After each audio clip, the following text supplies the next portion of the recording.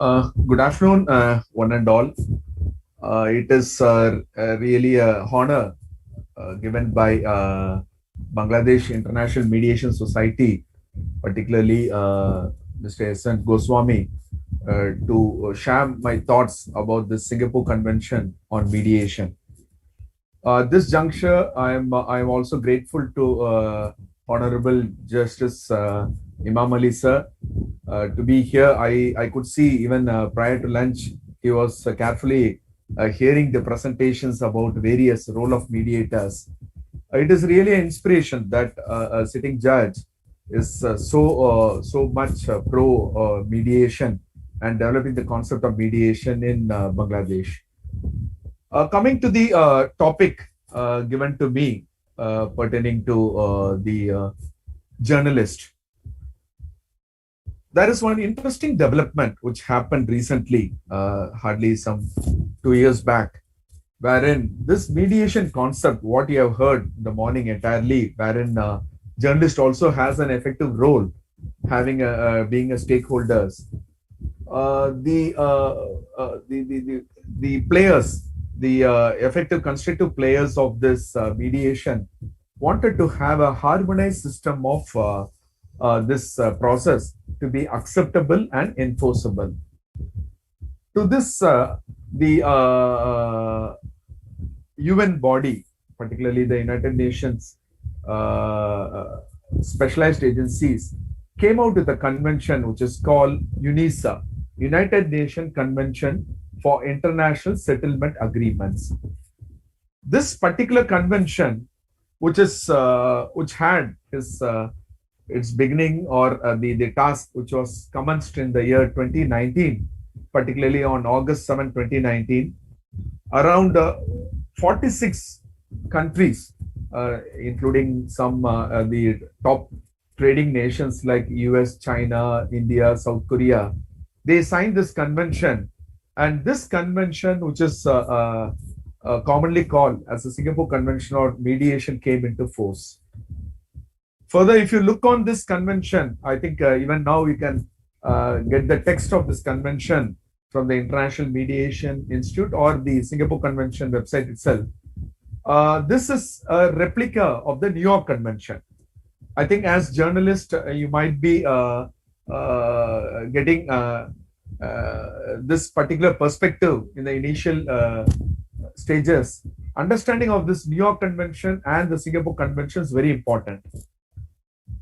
The New York Convention was a convention was speaking about another concept of ADR, that is arbitration.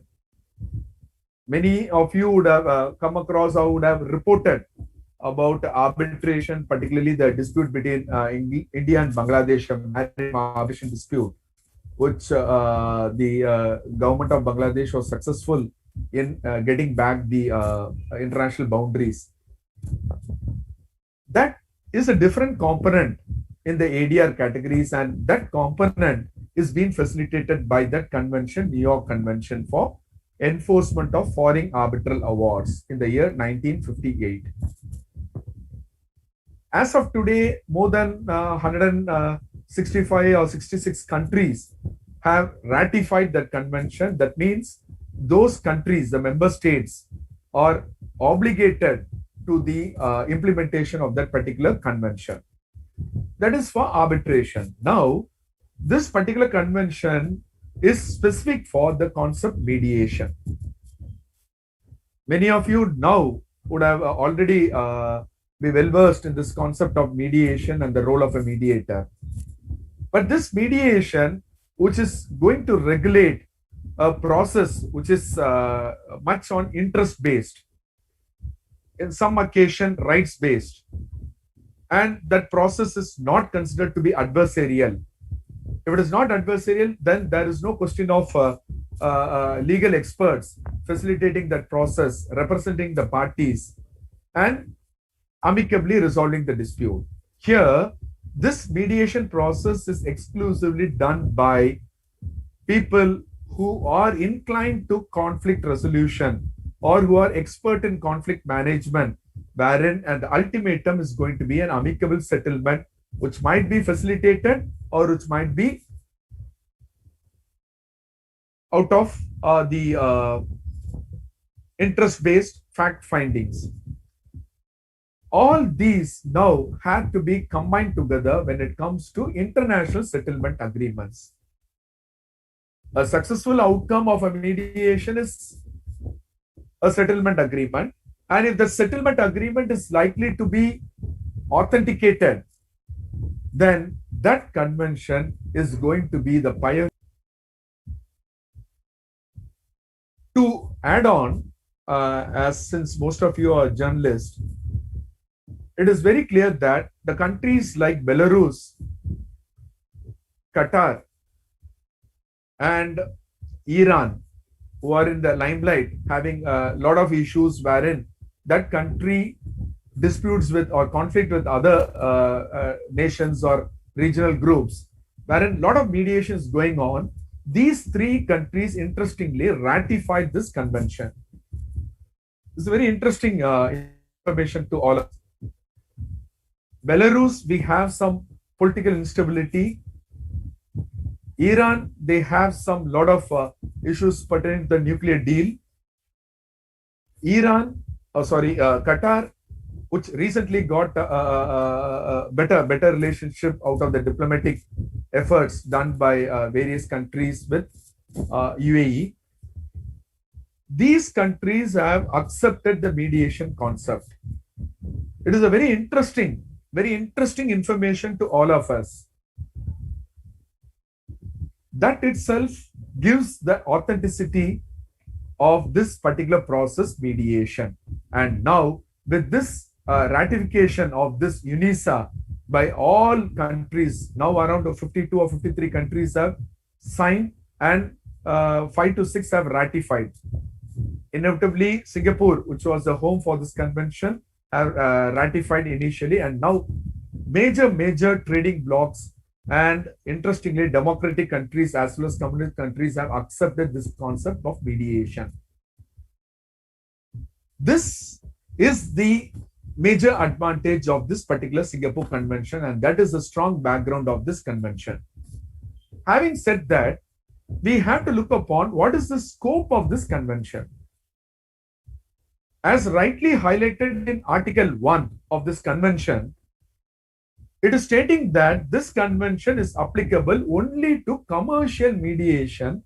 That too, it applies to an agreement arising from mediation wherein it is concluded in writing by the parties to resolve a commercial dispute.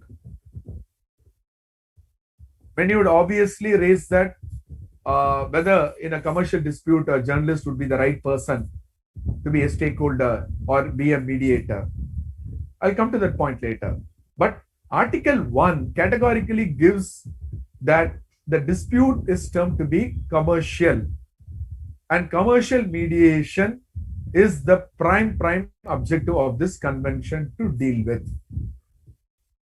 To add on, it also goes and says it is pertinent to note that the term commercial has not been defined in this convention.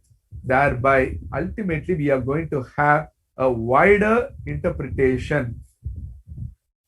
The word commercial in the Singapore Convention, which has been brought in by the efforts of the United Nations Commission for International Trade Law, which is dealing with a working group on arbitration, the same model of commercial arbitration has been taken or carried forward to commercial mediation.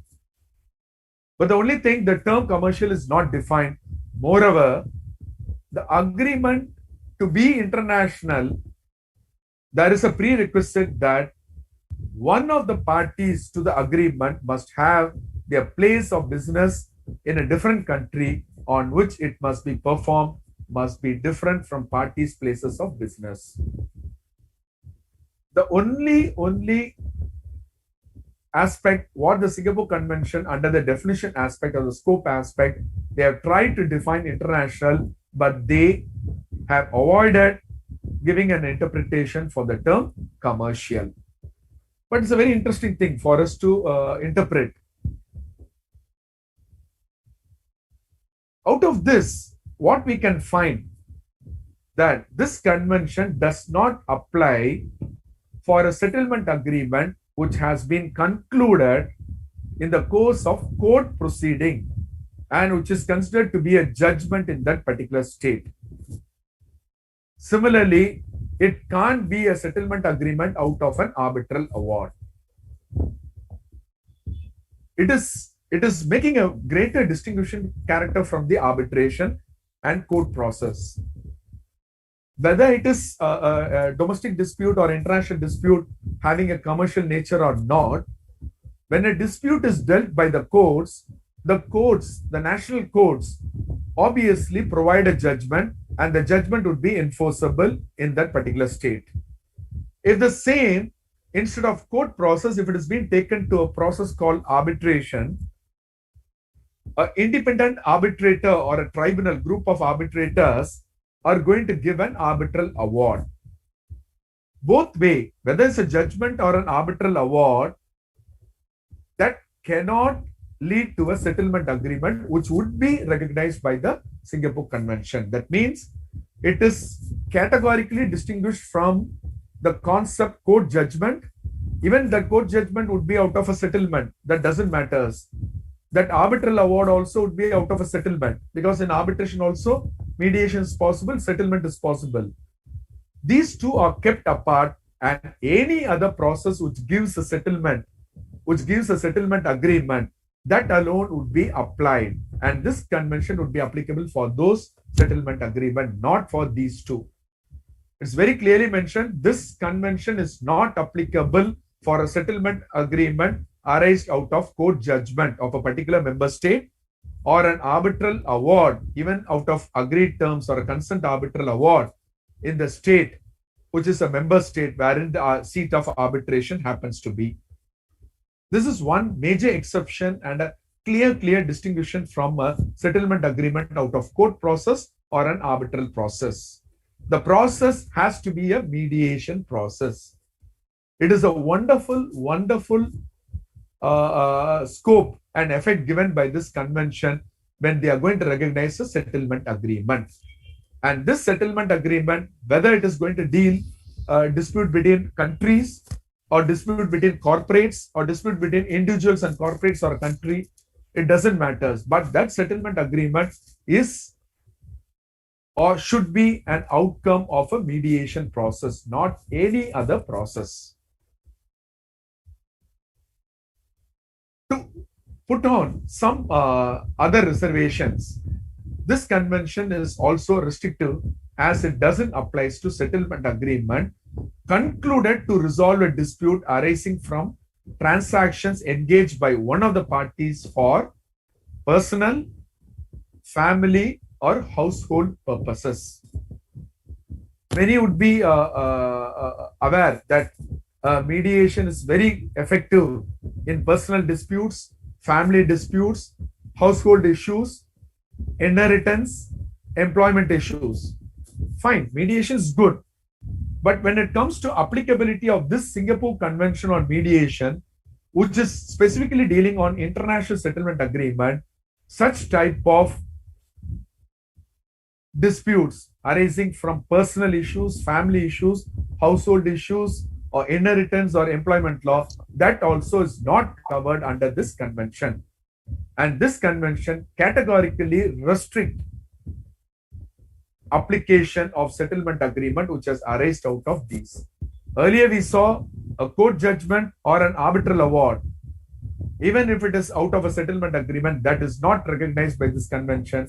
Similarly, a dispute emanating from personal issues, family issues, household inheritance, or anything pertaining to employment, we can't touch upon this convention. This convention is far away from all these as of now. In future, it might change. The very objective of this convention is to deal only international settlement agreement, predominantly on the public international disputes between nations. Good example, there were various conflicts, ethnic conflicts. I think when Ms. Priyanka was mentioning about Israel-Egypt issue, after the initial disturbances in the Suez Canal. Not that quite early also, we had a lot of issues pertaining to countries, and mediations were very successful. And that was the objective for the creation of this convention, to have a recognition for such international settlement agreements and not for small personal, family, and inheritance issues. Okay, now to add on, the convention's applicability may also be restricted by state parties based on following reservation. This is a unique aspect in the convention, wherein the countries or states which are signing this particular convention or ratifying this convention, they can also have certain reservation. Belarus, Iran also had this. What are those? You can see here. A state party, that is a signatory country of this convention, might excuse application to settlement agreement to which the state party or its governmental agencies are party. That means if a mediation is being involved or would be initiated wherein the government agency is a party, there can be a reservation by that member state that if the government agency is a party, then this convention won't apply. Quite vulnerable, but the convention is given this option. Secondly, the state party might restrict the application of the convention to settlement agreement only to the extent they have expressly agreed to apply. This exclusivity and specific mentioning of such disputes alone would be considered for application of this convention. In both ways, the restrictions, the reservations principles are laid down by this convention. Okay, how it is enforced? We have seen what is possible and what is not possible. Further, we have seen what are the reservations can be done by the member states. Now, how it is enforced? It is very simple.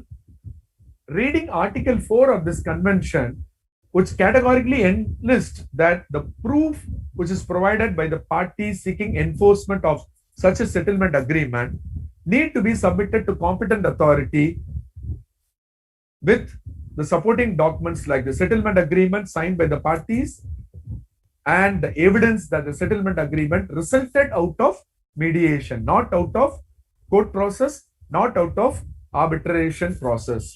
It has to be very clear and evidence has to be produced for this Singapore Convention to apply. And further, the evidence suggesting the settlement resulted from mediation can also include a mediator's signature on that settlement agreement, a document signed by the mediator indicating that a mediation was carried out, like proceedings, mediation proceedings, an attestation by the institution that administered the mediation. If it is an institution mediation like BIMS, if BIMS is facilitating that mediation, then a proper attestation, a notarized copy, a certified copy by the institution is sufficient evidence. And in absence of all these three, any other evidence acceptable to the competent authority as per that particular ratified countries. These are some evidences pertaining to that settlement agreement which can be produced, which is suggested under Article 4 of the Convention. And there is also possibility of refusal of granting relief from the settlement agreement. This is very unique. All of you would have understood that a mediation outcome, once it is there, a settlement agreement is signed, that is binding on the parties. And this convention also is trying to say it is also enforceable. But still, if there is going to be a provision facilitated by the convention for enforcement, obviously there is going to be a possibility of refusal to grant relief. When such situation might arise, there are some situations given here. A party to an agreement or under some incapacity, the agreement itself was null and void, the agreement is not binding or is not final, the agreement has been subsequently modified, the obligations under the agreement have been performed or not clear or comprehensible. The agreement, what has been highlighted here is the settlement agreement. If so much of anomalies or vacuum is there pertaining to that particular agreement, settlement agreement, the country which is likely to accept for enforcement of such a settlement agreement can also refuse. Further, the granting relief would be contrary to the terms of the settlement agreement. In such a situation also it can be refused. If there is a serious breach by the mediator, a mediator also can create an issue which might be against the public policy. That is also there, the last second. The mediator failed to disclose to the parties circumstances pertaining to his relationship to the disputing parties.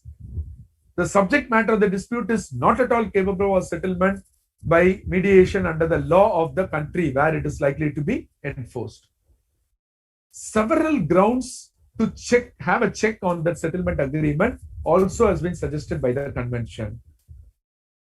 This check and balance, which is being facilitated by this convention, is giving a great opportunity for taking the cross-border disputes to mediation, by which the international settlement agreement would be provided and would also be enforced in the member state.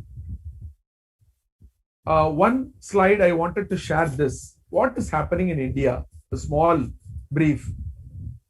India, looking upon this convention, obviously India would definitely benefit if it ratifies the Singapore Convention. Anyway, India has signed it.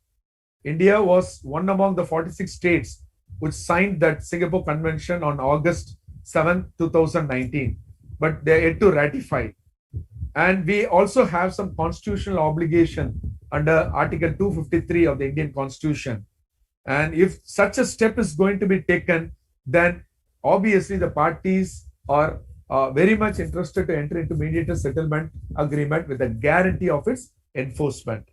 A process which has the enforcement nature, surely it is a welcome step, and particularly such mediated settlement also would be acceptable if there is a guarantee for enforcement. In that way, India might ratify the Singapore Convention.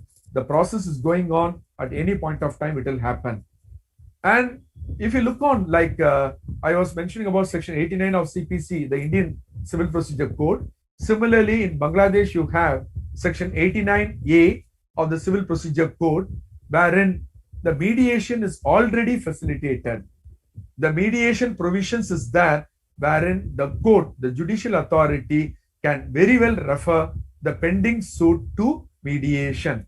And mediation can also be facilitated by the court under Section 89 capital A of the Civil Procedure Code. Similarly, in India also we have, but ratification of the Singapore Convention would obviously bring a mediation act or a law to any member states. That is the uniqueness. We will have a law for mediation, and that law would have provisions pertaining to acceptance of settlement agreement as well as rejection of such settlement agreement. This is the uniqueness of this Singapore Convention, and this Singapore Convention to what extent is going to facilitate the role of the journalist. In the coming slide, I'll try to share. Role of journalists as mediators. Anyway, my predecessor speakers, many speakers like Mrs. Uma Ramanathan, Priyanka, all would have shared. But out of the research, what I find, even though the popular notion is that journalists thrives on conflict, there are numerous examples wherein it is led to conflict resolution between two agreed parties. A journalist is an interesting personality who would be an effective person to resolve conflict. It might be a simple interview, it might be a debate, it might be a reporting, it might be also the various categories of journalism, like investigative journalism. All these are ultimately going to give a conflict resolution among the agreed parties. That henceforth, journalism houses a potential to be used for peacemaking, whereby the journalist can adopt the role of mediators. And in a personal note, I used to regularly watch a documentary in Al Jazeera TV channel, wherein they have a documentary called War Hotel, WAR, War Hotel. That particular documentary brings out all the historical events, whether it is the Vietnam War, whether it is the Korean War, whether it is the ethnic conflict in Sri Lanka, whether it is the present issues happening in the Middle East, any type of issues, or now the present the indigenous people, the graves which has been discovered in Canada. All these are obviously a creation of the journalism, and the journalists are the best person to bring out and resolve such conflicts. That is evident, and that is obviously facilitated by the Singapore Convention also, by way of giving nuances to exclusive international settlement agreement. And such a step is possible due to the similarities that exist between functioning of a mediator and that of a journalist. To add on, the parallels drawn between the two professions obviously is going to be looked upon in subsequent slides. The first one, listening to conflict as a neutral. This is the role of a mediator. Here, a journalist or a news reporter often listens to the opposite side in a dispute. Anyway, a journalist or a reporter gives the information. It is not that interpretation of the informations or news, with the intention of remaining neutral, very much like a mediator who potentially listens to the opposite parties and enable them to see each other not as an evil force, but as an actor with different goals and strategies. Obviously, he acts as well as reacts. Therefore, by listening to the conflict from a neutral perspective, both journalists and mediators try to bring the parties together. Here, a neutrality, that principle, is facilitated both by a mediator as well as a journalist who in his profession act as a neutral. Secondly, initiating the process. In a mediation, the identification of the parties begins when the complainant or the petitioner initiates a process of mediation and names a respondent or identify a respondent. Here, in terms of news coverage, it is a neutral party who initiates the process, in which journalist has a discretion about which conflict to be covered and which parties to be interviewed. Not all. It is not that you are going to identify and cover the entire conflict or bring in the parties, even a party who is not related to that particular conflict for an interview. Surely, a journalist acts as a freelance mediator with the choice of selecting the parties to engage, thereby even futuring the goal of dispute settlement, as he might take on board unwilling parties and soften their images as opposed to a mediator who awaits his engagement to initiate the process. The initiation of the process is perfectly done by a journalist, similar to that of a mediator. Thirdly, arranging a neutral setting. The base is arranged, a neutral base is arranged. In a mediation, the mediator tries to arrange a time, a place which is conducive for the disputing parties, and thereby it is neutral for both of them. It is a convenience of the parties the mediator executes his role. Similarly, a journalist also creates a condition which enable participation as well as communication from both the parties. Here, the presence of such a neutral setting furthers the potential for conflict resolution between the opposite parties, even when the mediation efforts have failed. Here, a good example and the very famous quote from the former Israel foreign minister, sorry for the mistake, the spelling mistake, Mr. Abba Eban, has characterized the news media's neutral space contribution towards a new diplomacy. A mediator is a diplomat.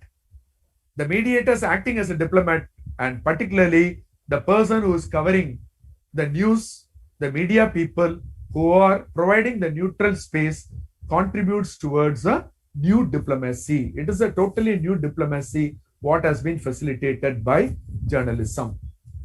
Fourthly, accumulating information.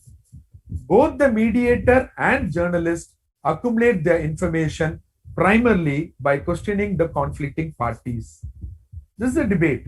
Interestingly, the journalist or the right person to facilitate a debate, and their questions placed before the conflicting parties obviously comes out with a clarity, and the information what is required would be evident. I think many of you would also see the BBC Hard Talk. Very interesting. They'll bring out the best controversial politicians or the leaders, heads of states. They'll put questions and they'll get information. Obviously, the similar manner of collections of information offers trust to the parties that the mediator or the journalist is actively involved in their discussion. Here, the real facts, the real informations would be facilitated, would be brought in by the journalist when they are having a constructive interview with persons who are hardliners. That's why, fourthly, it is considered that accumulating information is a good role a mediator does, similarly a journalist does. Framing issues. A mediator is often asked or having a task with steering the discussion between the parties in a manner that it does not reinforce their differences. It is not further exaggerating. A mediator mainly reframes the points of disagreement.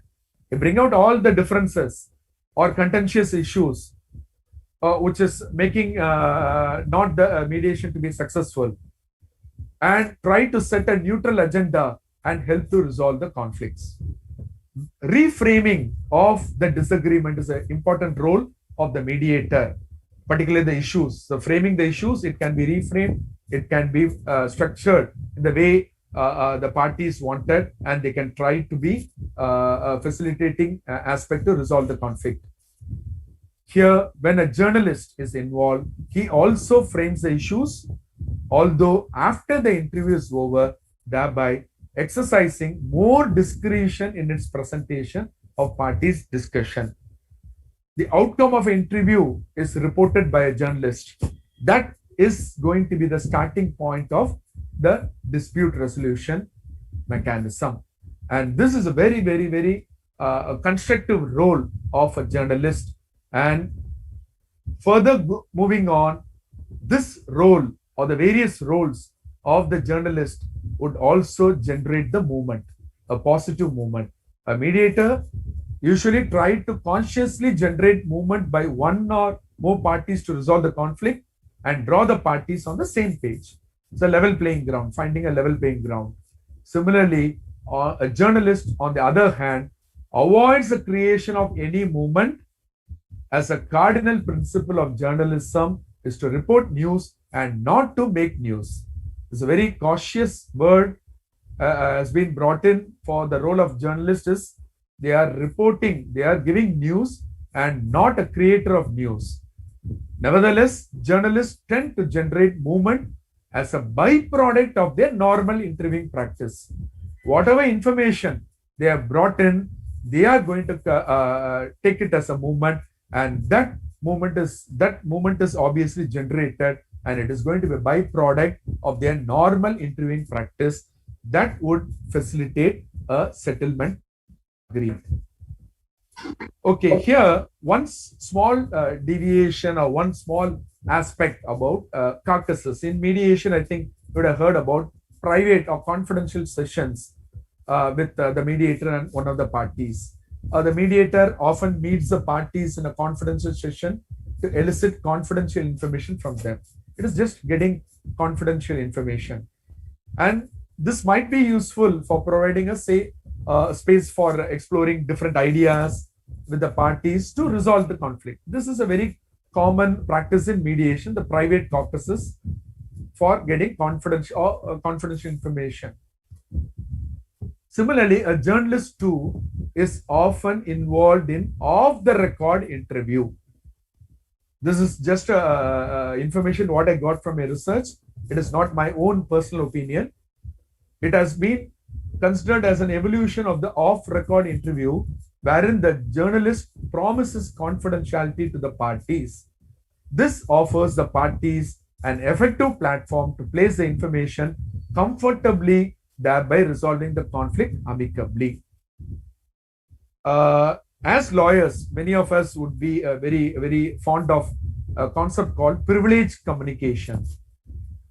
Information given by the client to the lawyer need not be disclosed in the court of law or even in an arbitration process, sometimes even in mediation. Similarly, a journalist getting some confidential information from the parties by way of an off-record interview need not be shared, so that also is considered to be private caucus, which might facilitate resolving the conflict, particularly ethnic conflict, many conflict which is pertaining to racial conflict, all can be effectively resolved by journalists.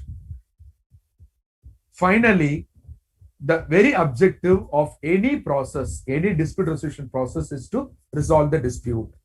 A mediator hopes to resolve the conflict and thereby settle the dispute amicably. When it comes to journalists, the journalist does not share this idea of resolution of dispute, but he can be a potentially viable person who involves in a peacemaking process by reorienting the parties as to resolve their issues amicably. The reorientation is facilitated by the journalist.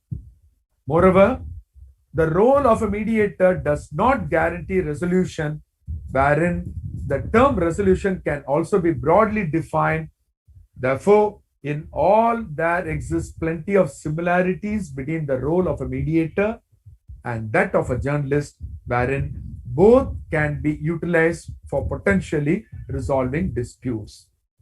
This is a very interesting point. Here, the journalist is not going to resolve the dispute, but the journalist is going to be, right, as Ms. Priyanka was mentioning, a journalist is going to be a catalyst, a potential catalyst involved in peacemaking, and that itself is going to be a guarantee for the conflict resolution in international scenario. And particularly looking into the Singapore Convention on Mediation, which is a United Nations Convention for International Settlement Agreement, journalist role is highly essential, and that role is going to change the entire scenario of international public disputes. Thank you. Thank you for BIMS for giving this opportunity to share about the role of mediators with relevance to Singapore Convention on Mediation. Thank you very much, sir, for your for sharing about the Singapore Convention on Mediation.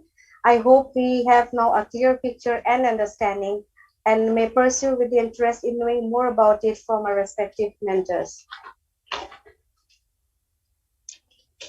Next, we have Ms. Geeta Ramasheshan, ma'am, the Adjunct Faculty of Asia College of Journalism, and the topic to be discussed, mediation and its interaction with media and society. Ma'am, can we have you on board, please? Can you see me? Yes, ma'am. Can you hear me? We can hear you and we can see you. Yes, ma'am. I just have to put my screen share, yeah?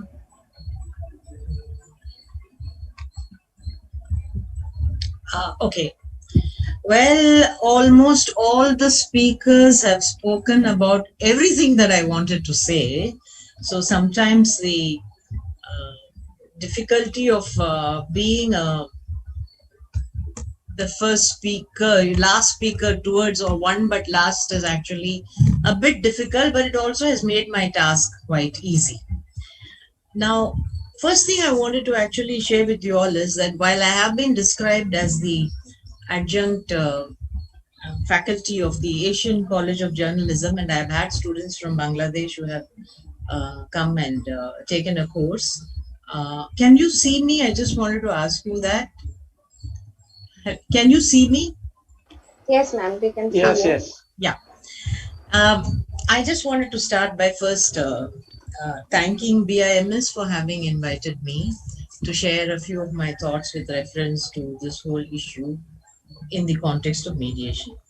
I also want to share the fact that I'm entering my 40th year of practice in the bar. Having been a hardcore adversarial lawyer all my life, having been a criminal lawyer, civil lawyer, as well as a public prosecutor for our organization called CBI, the idea of mediation initially um, gave me some amount of resistance, in the sense that for me it was, I still am in many ways a very rights oriented person. So for me it was that, here are we expecting people to settle their disputes. What is the purpose of justice? Courts have to have a justice delivery system. Why should we actually go to a different kind of a model, etc.? But having attended and become a trained mediator, I found myself changing in many ways. And the first important aspect of it was listening to people, even as a lawyer. Earlier on, it used to be that when clients would talk, you can almost anticipate what people are going to say. I mean, after so many years in the bar. And so you say, yes, yes, what is it that you want to say? And the idea of actually just listening to people without your mind reacting to their problem was something very new, which was my first eye opener actually to understand this whole issue with reference to mediation. Then, of course, I found myself making it, having a healthy balance between actual practice in certain kinds of litigations which I felt could not go for the mediation process, which had to necessarily be decided by a court of law in the form of a judgment, and of course litigations where where we realize that mediation would often be of a great use.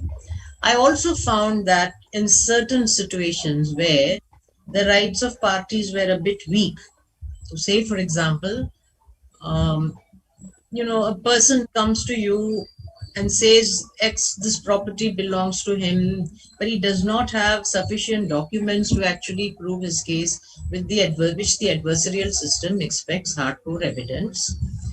Going through the process of mediation was much easier, because in a situation where the rights are weak, parties can actually discuss with each other and more often than not come to some kind of an agreement. And so looking at the process of mediation, which almost all the speakers have said about it, and maybe I will actually repeat, especially my previous speaker, Mr. Indirajan, has covered a lot of what I wanted to say with reference to journalism. I thought that on the basis of my own experience as to what mediation really meant was something very different. Yes, there is this whole debate. Yes, mediations and ADRs, alternate dispute resolutions, are very important. Our courts are getting flooded with litigations. There are no times for judges to go through the case processes, and this would be an effective way of actually reducing all of that. Yes, but what is actually far more important is the way in which parties feel that they are in control with reference to a dispute that is solved by mediation. The task, of course, has not been easy, because I have only been associated with court-referred mediation. And in court-referred mediation, especially in the High Court, when one party has already won a litigation and then the appeal is sent for mediation, it is often hard to convince that party that you go for mediation, because he or she feels that they have won a case, and invariably he or she feel that they have the best case. So the challenges have been multifold in various ways. The challenges have been in bringing parties to a position where they are able to move away from their actual position that this is my right, etc., to actually their long-term interests, is a very, very invigorating and a very, and once you succeed or you don't succeed also, has been a very, very, what shall I say, a very satisfying experience. And I say this also because I'm sure the speakers earlier would have also said this, that even if we are not successful in mediation, the fact that the two parties have come to the table and they have spoken to each other itself at some point or at some stage would indicate that they might settle the dispute in a later point of time. And we have seen this happen because there is a little more comfort. Now, as media persons, you may wonder, what does this have to do with the media? Because after all, we are now discussing settling a dispute. Media is concerned more with reporting a dispute in either at the very local level or at a larger national level. I bring now for our discussions two. I'm starting on with this. So, is media and mediation an oxymoron? The words are similar, the first half is the same, but in our common understanding, these two seem very far away. A journalist would actually, of course, the first thing that strikes a journalist is immediate response. In mediation, you're not taught to respond immediately. For a journalist, the paper has to come, the news has to come the next day. And if it is, of course, television, it has to be breaking news, which is at every possible time. Not so when there is a discussion or a mediation. So is there a contradiction? In some ways, yes, but there is a great similarity between the two. And to elaborate on what my previous speaker spoke, I want to take it further to bring it to you all how the techniques of mediation can be beneficial at various stages for a journalist, at the stage of reporting or even at the stage of writing an editorial. Now, unless it is, I'm not really going into the larger national level political reporting, because there the whole scenario operates in a very different way. Parties or the newspapers can also have their own positions. They may be pro-establishment, they may be anti-establishment. They may decide to take on a particular stance. So for this purpose, at least for the purpose of my talk, I'm really not looking into reportage of that kind, though I will give you towards the end certain examples of where journalists in the West have played a very important role towards using some of these techniques towards bringing people together with reference to conflicts. But there are similarity and techniques which my previous speaker spoke about. But let me start off once again at the point of being repetitive.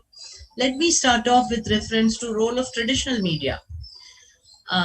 Ms. Chakravarti actually spoke a lot with reference to new media in the morning. And she gave a lot of examples with reference to new media. And we know for a fact that new media, which is blogs, websites, etc., mostly are user generated, are mostly opinionated, and less of information in terms of reporting. Now, if you actually look at generally what is the role of a media, first, of course, media is a source of information, and therefore they are informing you, or they are informing the public. The second point is persuasion. I mean, through a writing, you want to persuade the reader into thinking in a particular way. You know, if you're covering, let's say, a violence, let's say a murder, you would then try to bring in the human interests of the person who has died, who has been murdered. Very rarely would you see the human interests, the rights position of the person who has been accused of having done this murder, unless you know there is a kind of a police brutality, and then you bring in the fact that the accused have been tortured, etc., etc. But otherwise, the persuasion is to bring into the human interest, let's say, with reference to the tragedy of a person who has been murdered. That's number one. So in a way, the writer persuades a person to their viewpoint. The second, of course, is acting as a watchdog. This has been the most common statements that is made with reference to media. That media is the watchdog. It's the fourth estate. It's a watchdog of what is happening in society and with the government, etc. It does have other roles such as entertainment, but we are not concerned with this here today. However, most often than not, even with media that is pro-establishment, it is to confront. You are trained to actually write to confront any scenario, whether it is the local leader, anybody who is in a position not in power. You're more therefore concerned, or you're trained to deal with protecting the rights of the people, like the murder example I gave you. You are trained to think of addressing inequalities in your writing. Even if you were to write, even if you look at business interest stories, where they write of, let's say, corruption about a person who has been, who has cheated banks, the whole research in that piece would be to find out what has gone wrong, and therefore to address the inequality with reference to the fraud that has happened in the banking system. Therefore, then, there is an adversarial approach towards establishment. That always is seen as the role of the media, because you talk to journalists, many of them will say, many of them would argue that ours is only to report. We are not here to, address larger issues. We report, it's for the others to take it up. It is for the general public to actually face it up. It's for the government to address the problem. But I think that is one view, but to my mind, a journalist can go in situations, at least in smaller situations, beyond that particular view. Now, what is the role of mediation? It's been discussed threadbare, but pardon me if I may take it a bit further. It is a process where there is a neutral person who facilitates. The word here is facilitation. You don't impose your view or give your opinion with reference to what is there. You facilitate a discussion through various stages of communication.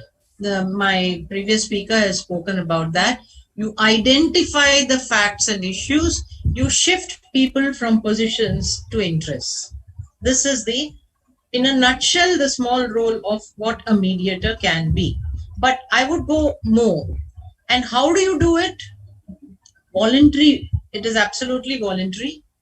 There is an autonomy of decision making. I gave you the example in my own experience where I felt very, very happy that people made their own decisions with reference to their problem. Maintaining confidentiality, which also Mr. Raghavan spoke about in the context of the media, your maintaining confidentiality of your source. We know for a fact that there is a great debate in many countries to bring that aspect into, making a journalist reveal his source. But that in terms of bringing a law into that area, but that has not happened so far. You are free to maintain confidentiality.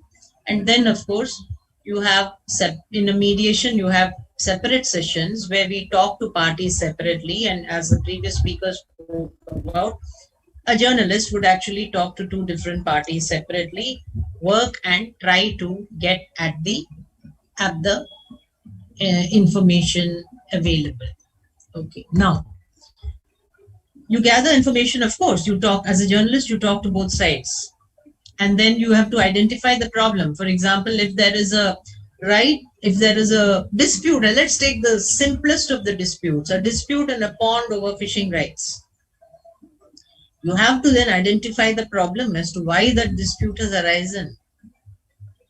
And from that, you take both the sides, you talk to both the sides, you look at why there is a difficulty in sharing, you write a detailed piece or an interview as to what exactly is happening in the context of the dispute between the two groups. Why? And maybe, and when you put it in your piece as to how suggestions come forth from the people themselves as to how they can actually address or share. Therefore, then you can find innovative ways to model a constructive dialogue between the two parties, whether they are communities, whether they are groups, or whether they are anyone. Let's take, for example, even in a scenario of elections, at the rural level. What do? You talk to the parties, you ask them what is it that they plan to do. If it is a local, if it is a very, very local paper, and that is a great demand, that also has come through. You ask what are the measures which each party is planning to do in a particular way. You also report on what the wishes of the people are and why is it that and where the failure arises. Therefore, making those who are standing for elections take note of the demands that are put forth by the people of that area where they propose to stand. Therefore, then, in some ways, and there are many newspapers, who bring together people of different parties to talk and to write in their paper, and also to talk, even in television, about what they would do. So therefore, then there is a role which the journalists do to open a constructive dialogue between the two parties, communities, etc. Now, there are again times earlier itself I discussed with you the necessity to withhold information, where you don't have to reveal your source, you maintain your confidentiality. And most important are these two, is that with the last three issues, unlike a court, the similarity here with mediator is this. When a mediator is sitting in a case, he's only talking to the parties. The facilitative mediator does not look into the evidence to say whose case is strong or whose case is weak.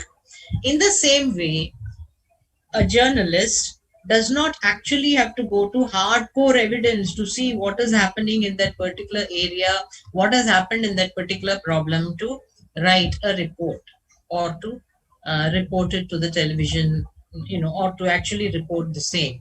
Unlike a litigation, where if the matter goes to court, there will be a lot of requirement of evidence. Actually, if I were to use a slightly different context in this, when you hear of trial by media, what happens?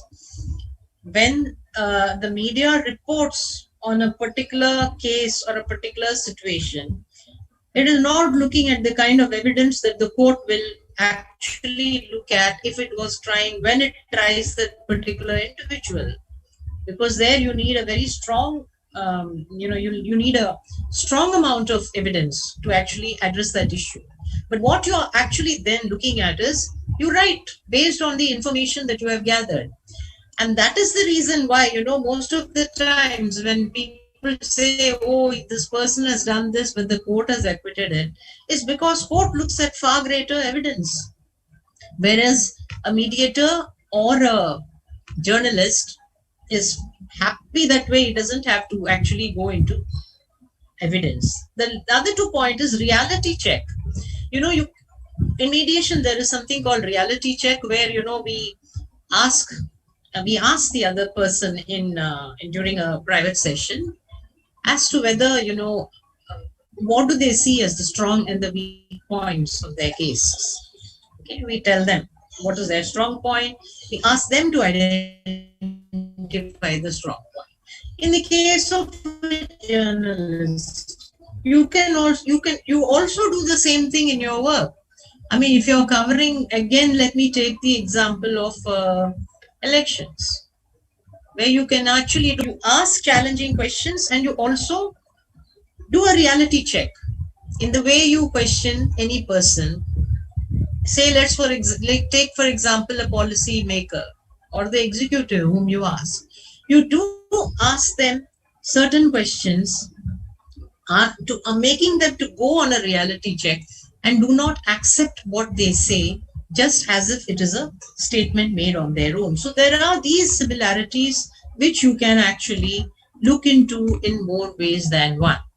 I now want to share with you, yeah, I mean, I can see my time is less, but I want to share with you two instances, is there a journalism? Are there journalists as mediators? I can give you these two examples. In 1977, CBS, the American channel, conducted separate interviews with President Sadat of Egypt and President Begin of Israel. It's a different matter that the issue in Israel and Palestine has never been resolved till date. But the interview was very interesting in the context of the fact that it tried to bring these two parties together to talk. And as a result of this interview, it related to President Sadat's first historic visit to Israel. Now, this was a role that the journalist played, Walter Cronkite played, in towards what was called as peace journalism. The other example, and all are these, of course, of the 70s and 80s, but the other example related to Ted Koppel in ABC, and he started a formal conversation between the African National Congress and the apartheid government in South Africa, bringing them together. Definitely nobody agreed. Of course, you can't say that the two journalists can take credit for their role in history. But these are two examples that I'm sharing with you to show how a terminology that has evolved now with reference to peace journalism, and a large part of them actually today in Syria and in other places, there are journalists who are addressing this issue, similar to what Ms. Chakravarti made in the morning with reference to Rwanda, where the negative journalism encouraged a different kind of encouraged a different kind of violence. But there are peace journalists who are actually going towards trying to see whether there can be a dialogue.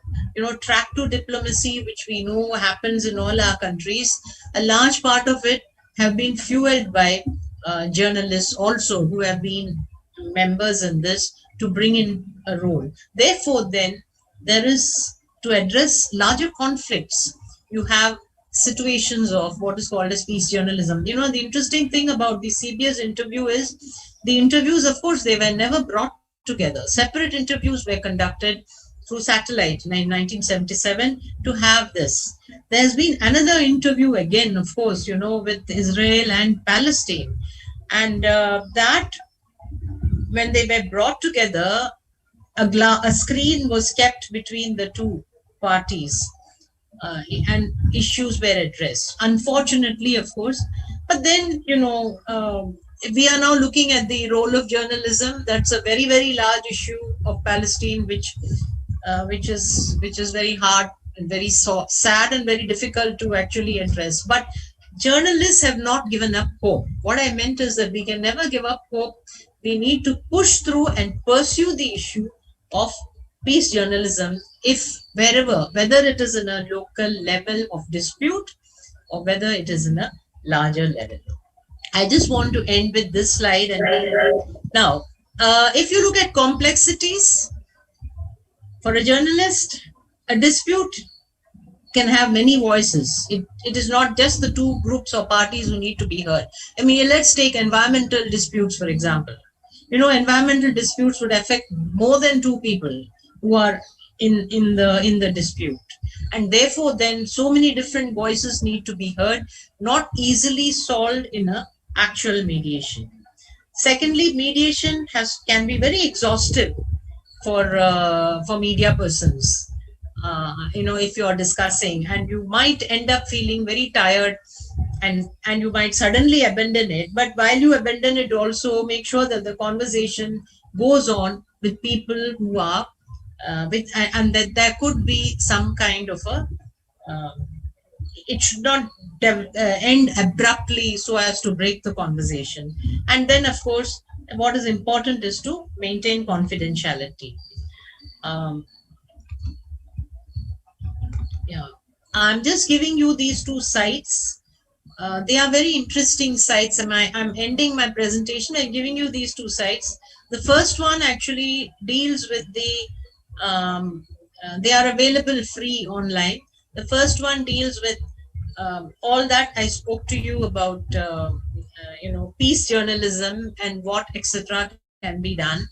And the second one is a very interesting piece of conversations between different senior journalists who have been covering, Syria and Damascus, Iraq, and other places on how they address the issue of conflict reporting and what can be done towards peace reporting. So I thought I'll just share that with you. And thank you very much for having given me this opportunity to talk to you all about the commonalities between mediation and journalism. Thank you.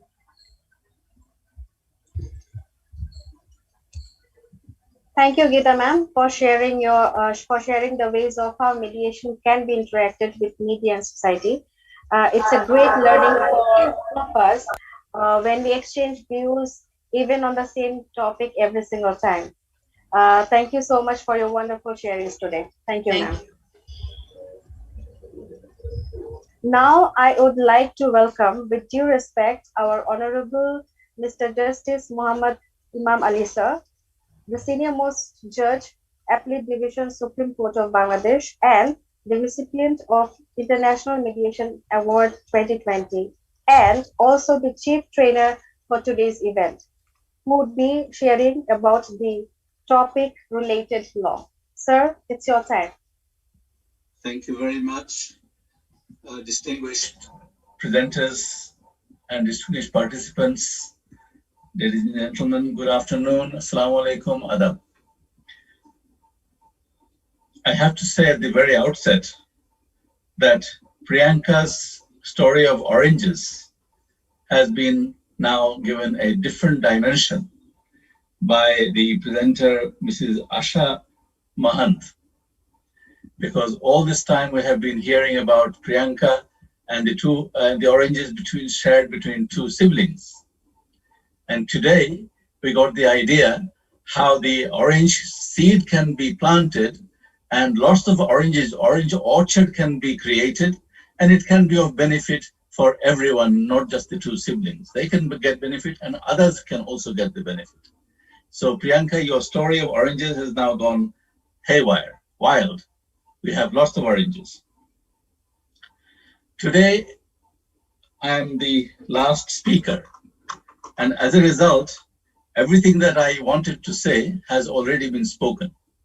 And that is probably why the organizers have left me only 15 minutes, which is good, because I don't have a great deal to say, because the presenters have very aptly presented all the necessary information that is required to give a view of what is mediation and what mediation can be done by journalists. Journalists are a very powerful medium, so powerful that they have been termed as the fourth organ of the state. And I would say that they are possibly the bionic eye of the public, because they can see where the public perception could not reach. And they bring to the fore what is there very often hidden and brought out for the benefit of the public. And so much so that power extends and has created fall of presidents and prime ministers. Not forgetting Watergate, not forgetting the Japanese Prime Minister Tanaka, who was brought down by a report by a reporter called Takashi Tachibana in 1974. And more recently, the Australian Prime Minister came under fire through media reports. So media undoubtedly is very, very powerful. Yes, it is true that The reporters very often create sensational stories. And perhaps a lot of that has to do with their commercial aspect. They have to sell papers. And to sell papers, you need juicy stories. But nevertheless, the benefits that the public receive from the media is uncountable. Look at the situation in our country. Recently, we've had reports of pillows costing, I think it was about 8,000 taka each, which is a ridiculous amount, but it has exposed corruption in our various departments. Very often we find reporters showing bridges without roads. Yes, you can read it in two ways. It is sensationalism, but at the same time, it has its positive side also. Now, Priyanka was talking about the negative aspects of journalism, bringing out all the negative stories. And indeed, the bridge without roads on either side is a very negative story. But then the positive side is that obviously there has to be a road on two sides of the bridge before the bridge is built. That is a fact of life. The bridge would not be allowed to be constructed without a road. But then what has happened is that because of lack of action by various departments, the roads have been worn away and have not been replaced. So this negative reporting then produces the positive side because the authorities are put on alert and quickly go and construct the road, which is at the end of the day beneficial to the public. So reporting does bring benefits. Even negative reporting brings benefits. Media thrives on conflict. We have heard that the whole of the day today. But then as a result of the exposure of the conflicts by the media, there is the end result of resolution. Now, whether you can call it mediation or you would call it a different form of resolution, I leave to you. But I will tell you why I think it is more akin to mediation. Mediation is a process whereby two parties speak to each other. The mediator simply facilitates the conversation. Everything that is said in the mediation is strictly secret. It does not go out of the room. On the other hand, the journalist produces all the evidence for the public to see. It's all in the open. But the source is hidden. So there is a difference. In mediation, two parties speak. Here also, at the end of the day, when the conflict comes to the forefront, there are two parties, maybe sometimes more than two parties, and they get into a conversation. So for example, let us take a hijack situation. The hijacker will not face the authorities. The authorities cannot get to the hijacker, and there are victims in the middle. But the hijacker is willing to talk to the media in order to get across his demand. So the mediator here is the journalist. He is free to go and ask the hijacker what they want. Through the journalist, the hijacker will put out their demands. The authority concerned, whoever it might be, the government or any department, will then perhaps haggle, will then come to a concluding event where they will agree or disagree, or the conflict will eventually come to an end.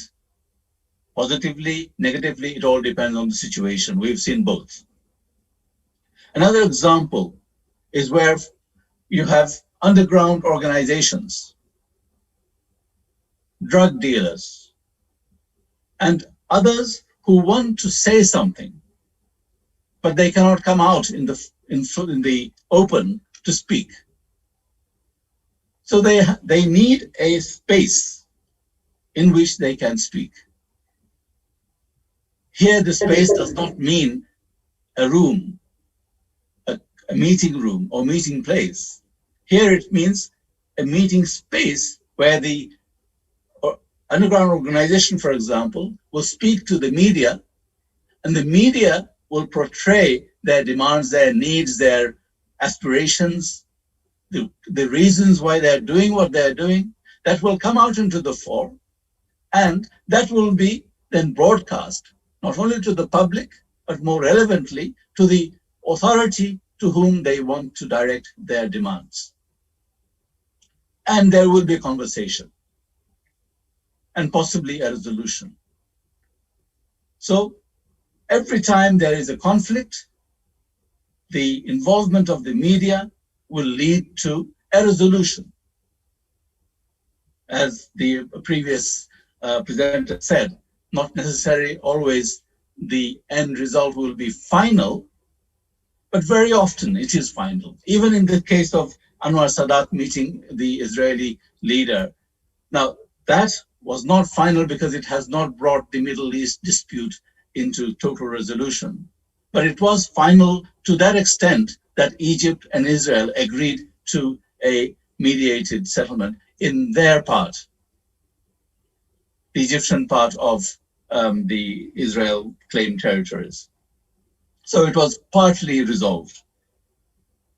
But the fact remains that there is resolution. And the resemblance between mediation and resolution achieved by journalists is that the end result means peace.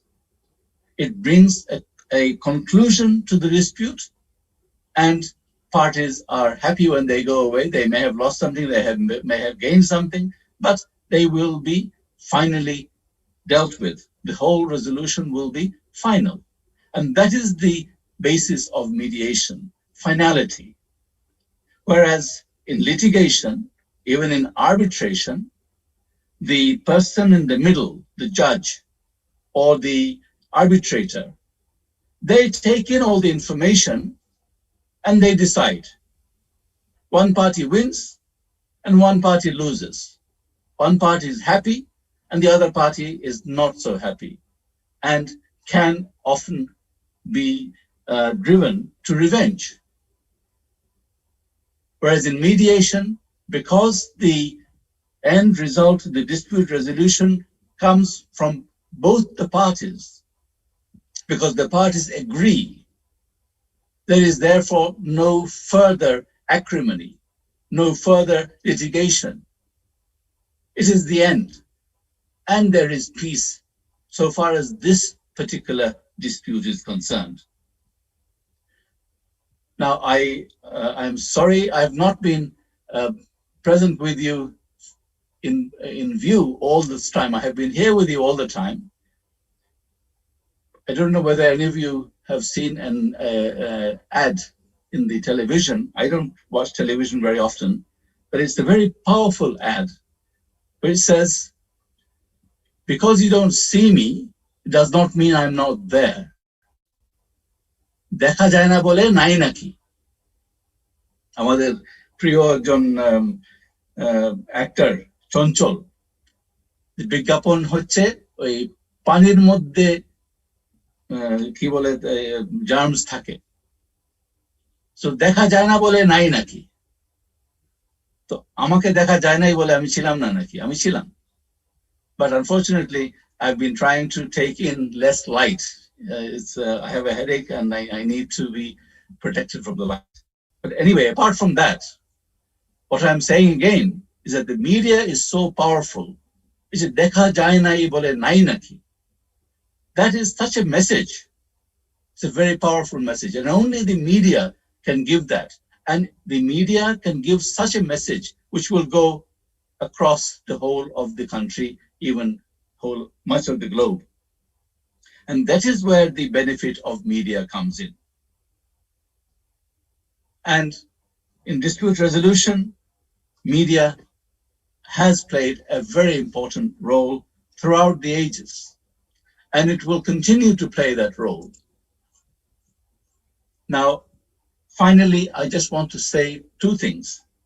Mr. Goswami has mentioned at the very beginning what we have tried to do by way of issuing a circular telling everyone that mediation in our country is mandatory by law under the Code of Civil Procedure.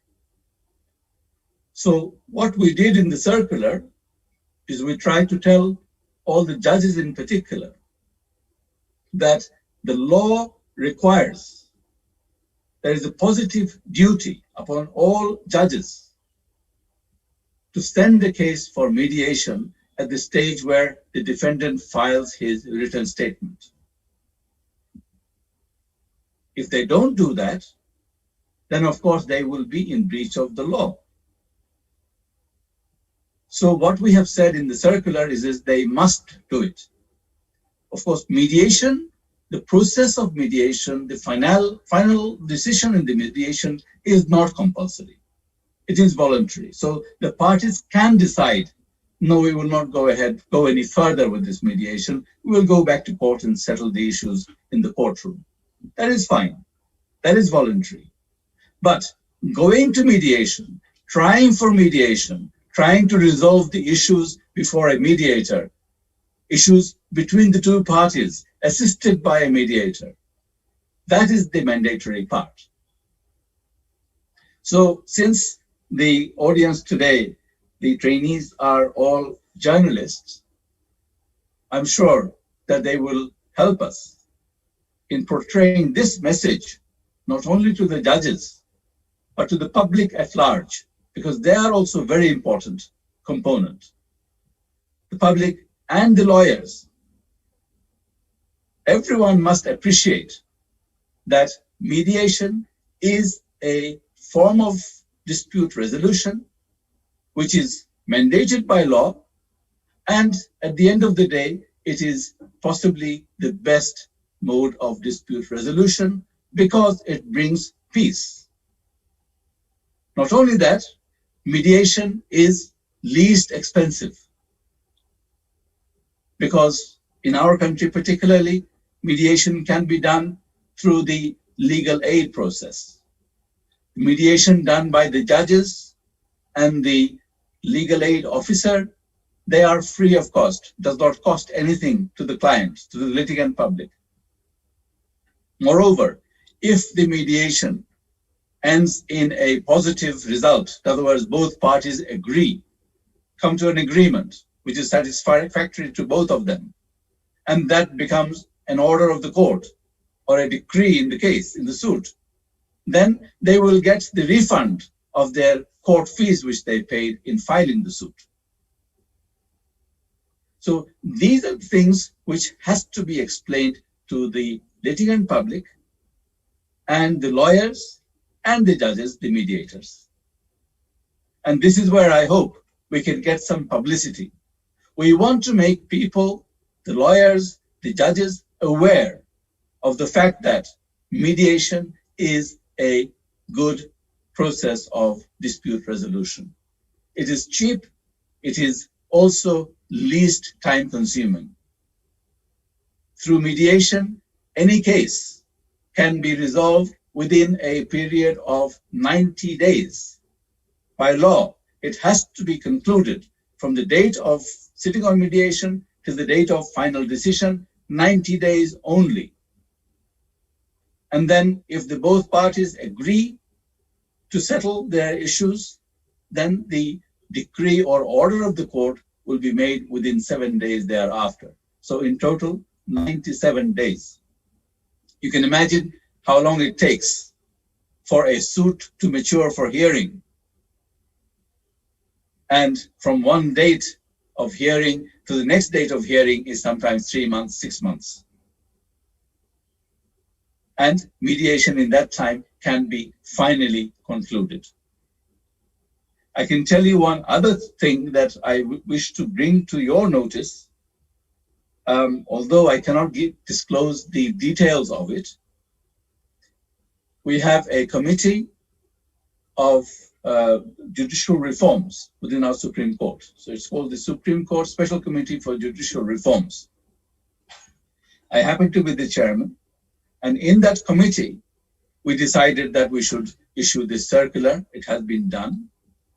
In that committee also, in the last meeting, we decided that we will issue a set of guidelines for the judges to say specifically the benefits, to state the benefits of mediation to all the lawyers who come in the courtroom, who come in the hearing, lawyers and the parties. So you take it very simply. If the judge says, the law tells me to tell you, go and mediate. If you cannot mediate, come back and we will deal with the case. That will not deal with the case in the proper way. That will not give the benefits of mediation to the parties. They will not realize what the benefits of mediation are. So what we are suggesting is that there has to be a set of guidelines for the judges to tell the litigants and the lawyers that mediation will bring these positive benefits, including the fact that they will not be necessary to pay any fees. There will not be necessity of going through motion of hearings and appeals and revisions for years and years. They will not be necessary to pay the costs of lawyers if there is available legal aid, and so on. So all these benefits have to be explained to the parties and the lawyers. And if we can get the litigant public aware of the fact that there are so many benefits in so many different ways in going for mediation for any case, then of course they will be encouraged to deal with their case under mediation. And here, I believe this is a platform where we can suggest that the best way to make people aware is to let them know in different ways the benefits of mediation and the fact that resolution of disputes, conflicts through mediation brings peace, less costly, least time consuming. I think I have spoken long enough. I thank BIMS for the opportunity for allowing me to speak. I'm very grateful to all the presenters who have presented such wonderful presentation, giving the details of the relevant laws. The one last thing that I want to say, particularly the presentation of Mr. Vijayan, that the International Mediation Convention, Singapore Convention. Now, what I would say very simply is this: Bangladesh has now come up as a highly developed or quickly developing nation in terms of commercial development. Commercial litigation is now on the fore. Developing commerce is now on the rise. And therefore, it would be in the interest of Bangladesh to sign the convention, the Singapore Convention, because the more you have international commercial disputes, the more, of course, sooner or later there will be resolutions. And unless Bangladesh is a party to the convention, it may turn out to be very difficult, if not impossible, to realize the benefits of any decrees arising out of the mediation. And of course, commercial, Mr. Vijayan talked about the commercial mediation. Commerce includes all sorts of trade, business relationship, contracts, etc., dealings with other nations, and all of these will be resolved eventually by mediation. And if they are resolved by mediation, then there will be the necessity to get the award or the result to be accepted and to enforced. Now, that enforcement will have to be done under the Singapore Convention. So with those few words, I want to thank you all again. And I'm sorry I have to leave because I have another meeting which is scheduled. So I will ask your forgiveness for leaving early. And thank you and goodbye. Sir, it had always been a pleasure and honor to me to hear you speak. I must say you're an inspiration in today's generation, and we have so much to learn from you. We are really honored, sir. Thank you so much. Now, I'm very excited to announce an award for mediation in Bangladesh journalism to Mr. S.K. Mizanur Rahman, staff reporter, SA Television, and he receives a memento, a certificate, and 50,000 taka by our honorable chief guest, Mr. Monjurul Ehsan Bulbul, editor-in-chief TV Today and recipient of International Mediation Award 2019. Mijan Ahmed. Mijan. Sorry, sir? Mijan Ahmed. Mizanur Ahmed. Okay, sorry. Mijan Ahmed. Mizan Ahmed. Okay, I'm sorry. To mention, the award giving ceremony could not be in person, and it had been recorded due to the unavoidable current restrictions due to COVID-19. So I'd like to request our event host to share his screen and play the video clip, please.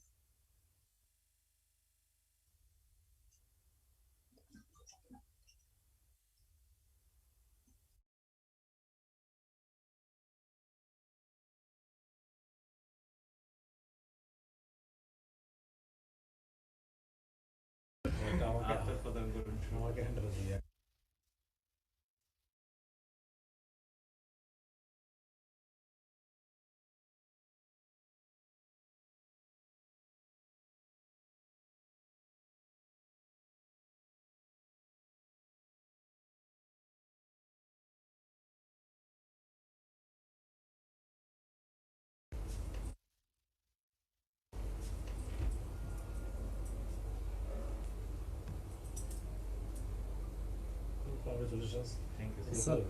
But আমি পেয়েছিলাম একটা প্রথমবার আমাকে handle দিয়ে আনছিল ওকে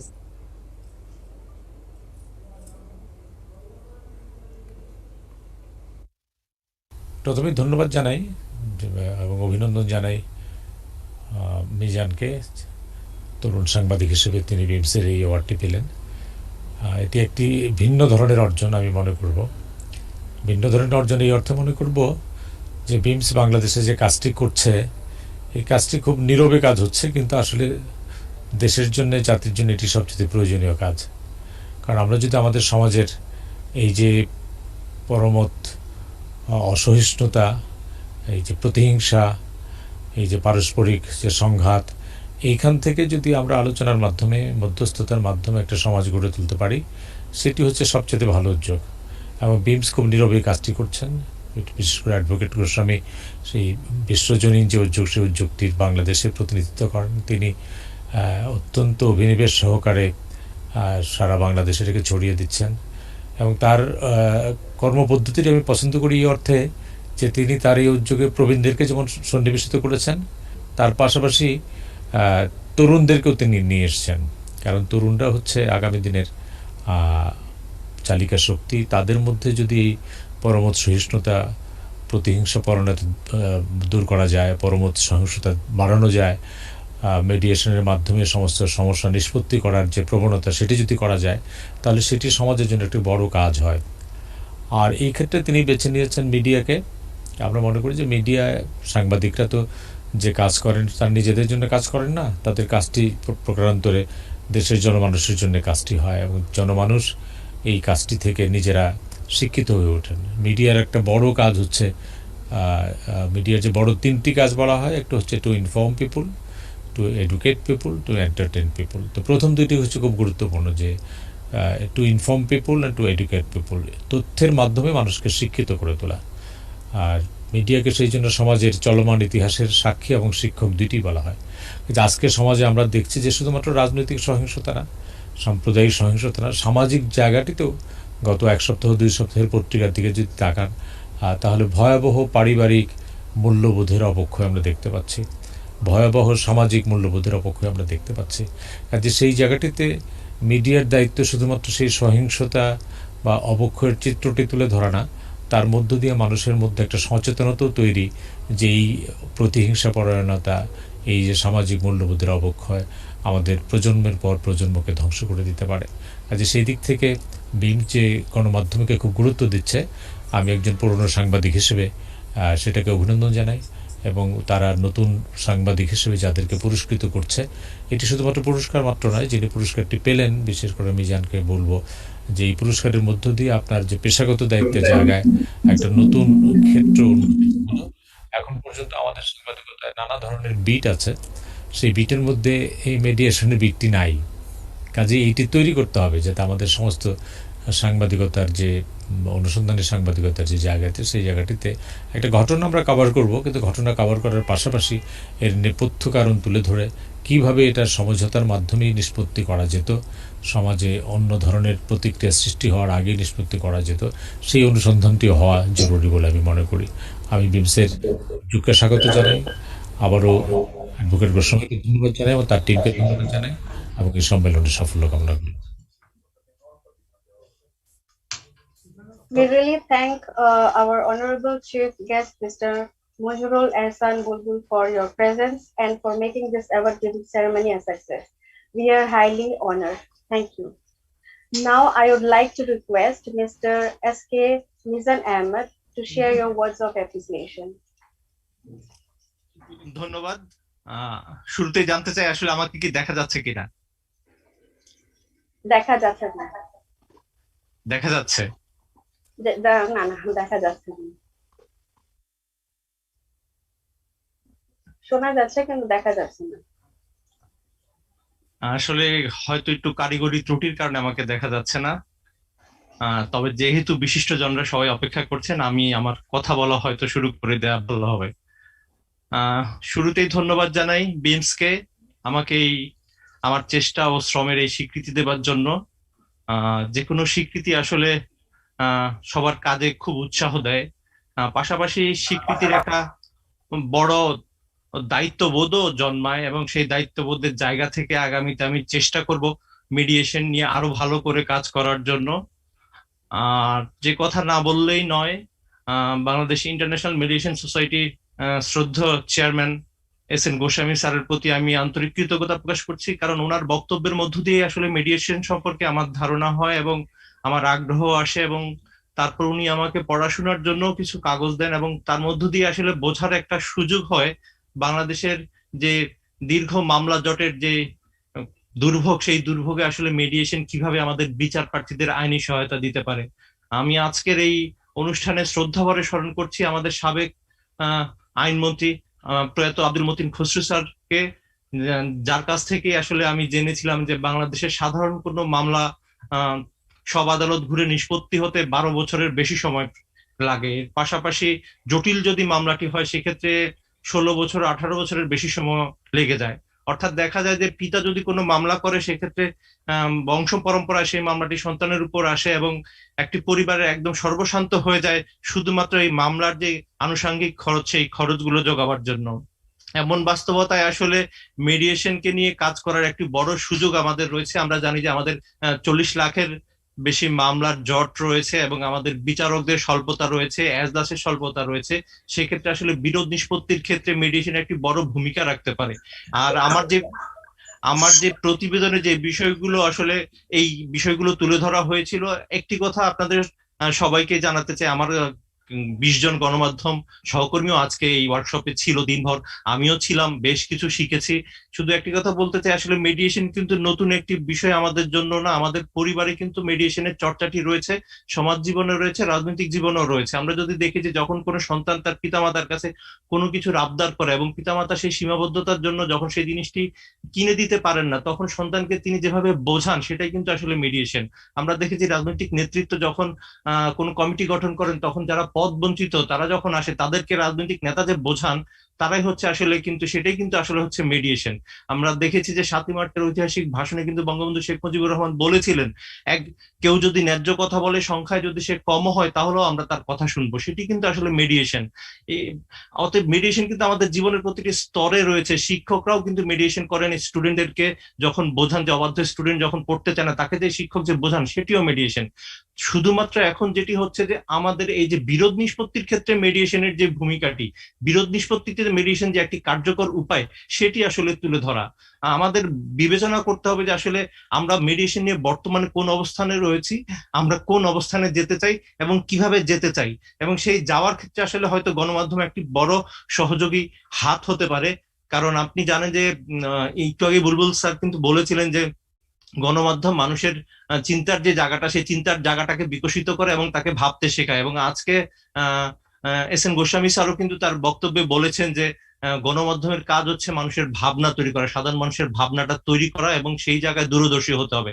তা আমি মনে করি আসলে আমাদের এই মিডিয়েশনকেও যদি বাংলাদেশের সর্বস্তরে পৌঁছাতে হয় সেই ক্ষেত্রে আসলে আমাদের দূরদর্শী হতে হবে। আমাদের বিদ্যমান বাস্তবতাগুলো মাথায় রেখে আমাদের সাধারণ মানুষের যে মনস্তত্ত্ব রয়েছে সেই মনস্তত্ত্বের প্রতি মনোযোগ দিয়েই কিন্তু আসলে হতে হবে। আপনারা বারবার বলতেছেন যে একজন মেডিয়েটরকে হতে হবে ইম্পার্শিয়াল জাজ, যিনি বোথ পার্টি কনফ্লিক্টের মধ্যে থেকে ইম্পার্শিয়ালি জাজ করবেন যে বিষয়টিকে সমাধানের জন্য।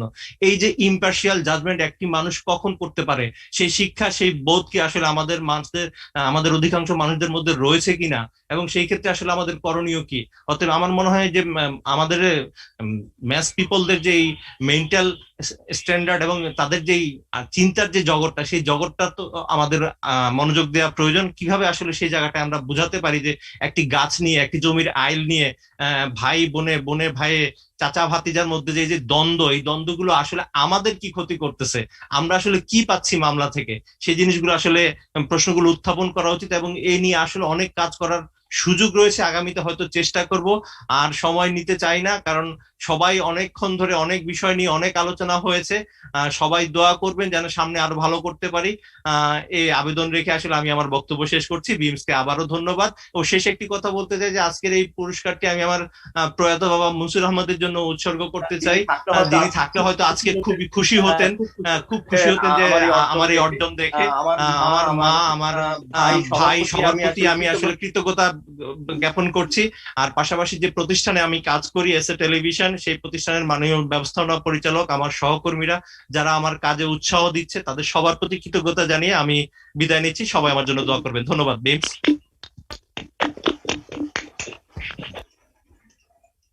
Thank you, Mr. Ahmed. It's a proud moment, and I believe you inspire others today and they become you tomorrow. God bless. Next, I welcome Mr. K.M. Rafiq Hasnain, Regional Director of BIMS Bangladesh, for the valedictory speech. Sir, can we have the honor of...